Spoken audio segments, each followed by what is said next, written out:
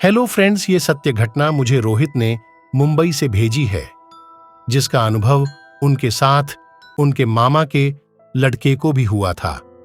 आगे की कहानी सुनते हैं रोहित जी के शब्दों में। नमस्कार दोस्तों, यह भुतहा घटना तब की है जब मैं 16 साल का था। मैं हर गर्मियों की छुट्टी में मेरे शिवा मामा के गांव जाता था। मामा को एक लड़का है जिसका नाम शिवम है। मैं और शिवम हर छुट्टियों में पूरा दिन गांव में कहीं पर भी घुमा करते थे।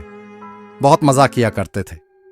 हम दोनों को उस वक्त एक ही भूत चढ़ा था कि हमें असली भूत देखना है। एक दिन मैं और शिवम शाम को चौराहे पर सांप सीढ़ी खेल रहे थे और बगल में ही गांव के कुछ बड़े बुजुर्ग लोग बातें कर रहे थे। वह कह रहे थे कि गांव के बाहर पुराने कुएं के पास जो घर है वह भुतहा है।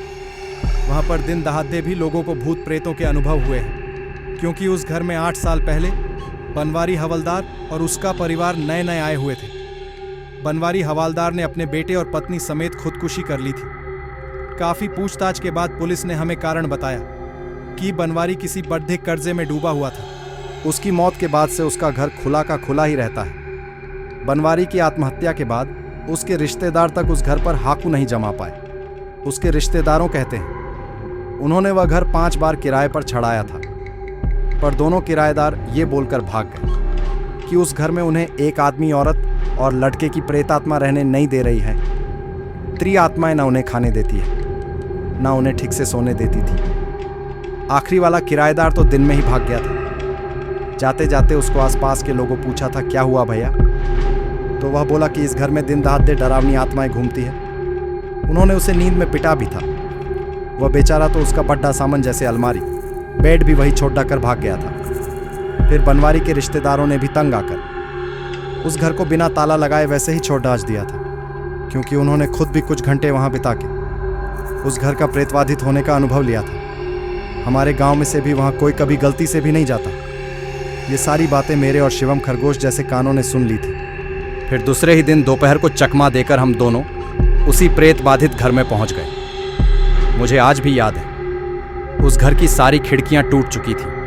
पूरे फर्श पर धूल मिट्टी की परत जम गई थी। मैंने वहां पर पूरे घर के कमरों को घूमकर देखा, पर मुझे कोई भूत, आत्मा, शैतान कुछ भी नहीं दिखा।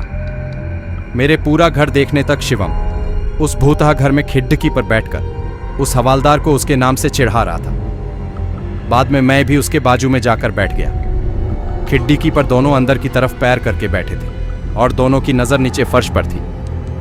हमने वहां बैठकर कुछ देर बातें भी की, पर उसके बाद हमने जो नज़ारा देखा उससे हमारे रोंगटे खड़े हो गए। बदन में कपकपी सी छूट गई थी, क्योंकि खिड़की के सामने नीचे फर्श पर अचानक 3 लोगों के पैरों के निशान, फुटप्रिंट्स उभरने लगे और आकर हमारे सामने रुक गए, जैसे कि 3 लोग हमारे पास आकार खड़े हो गए हो। उनमें से एक ने तो मेरे कान के नीचे कंटाप बजा दिया और मैं नीचे अंदर की तरफ गिर गया।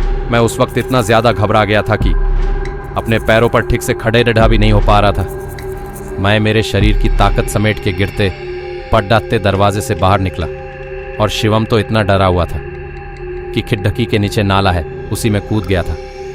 फिर हम दोनों चीखते चिल्लाते घर तक भागे थे। मेरी माँ और मामा ने हमें बहुत पिटा था। तब से हमारा भूत खोजो अभियान बंद हुआ। तो दोस्तों, आज की कहानी कैसी लगी कमेंट में ज़रूर बताना, और प्लीज़ चैनल को सब्सक्राइब करना मत भूलना।